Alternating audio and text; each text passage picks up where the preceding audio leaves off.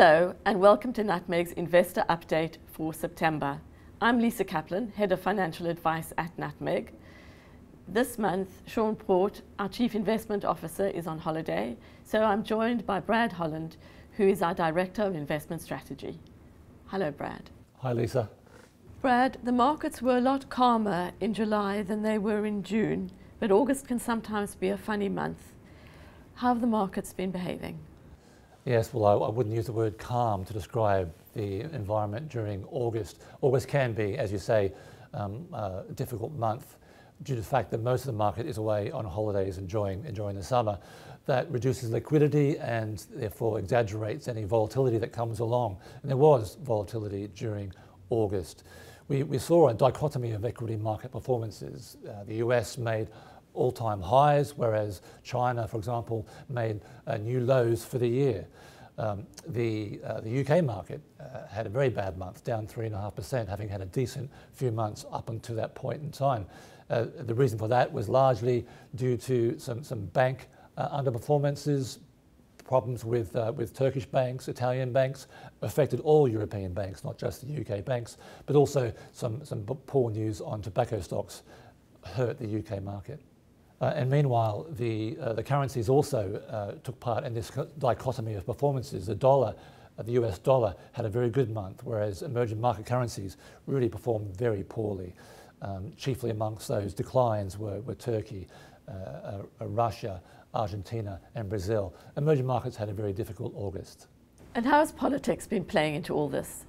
Yeah, the political calendars have really brought pressure to bear on politicians to get things done. So in December, a new government will be inaugurated in Mexico, and there wasn't still a trade deal done between the US and Mexico. Well, there is now, and Canada has tried to piggyback on the back of that agreement to get a deal there as well. The final agreement won't be called NAFTA. There's still politics going on between US and Canada, but it looks like a trade deal will be done between Mexico, US and Canada.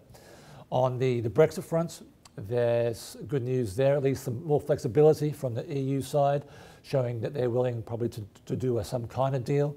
There's a load of politics still to play out between now and then, so if customers want to stay in touch with that, they can watch our blog on the Brexit issue. Thanks, Brad. Well, these certainly are interesting times. With all this going on, how have Nutmeg's fully managed portfolios been doing? Well, with all that volatility, a roughly flat month actually. The bond-like portfolios were down about 0.2% as a low, and the equity-like portfolios were up by 0.3% as a high. So the bond-like portfolios were influenced by the fact that we did have this breakthrough in the EU negotiations over Brexit, and that led to gilt yields rising. Now we have our customers less exposed to rising gilt yields than would normally be the case, but still the asset class did sell off, and hence the negative performance on the bond portfolios. On the equity side, it was really a question of the US doing very, very well and all other markets doing quite poorly. So there was a netting off of performance in those portfolios. In the light of all this, what changes have the investment team been making to the managed portfolios? Yeah, we made some small changes to portfolios at the beginning of August, and that was really in recognition of the kind of currency volatility that was around at the time. We took some small exposure out of emerging market currencies and put that into UK equities.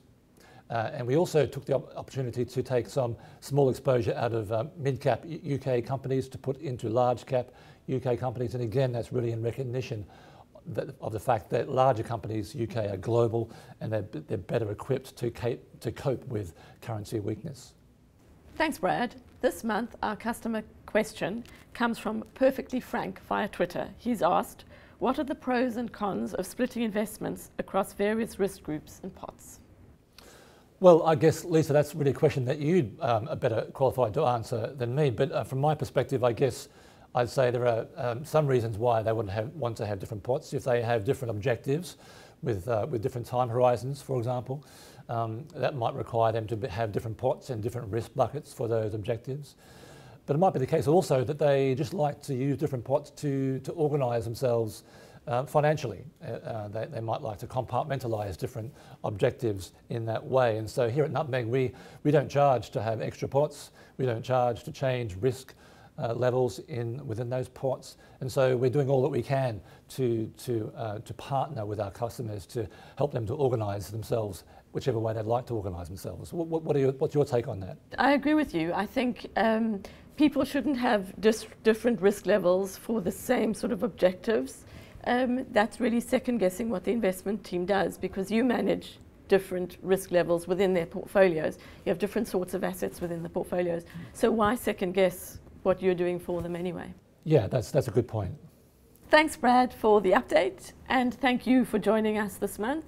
Remember, if you have any questions, please do add them in the comments section below, or via Facebook or Twitter, or the normal social media ways. Next month, Sean will be back with us for the update on what's been happening in September. We look forward to seeing you then.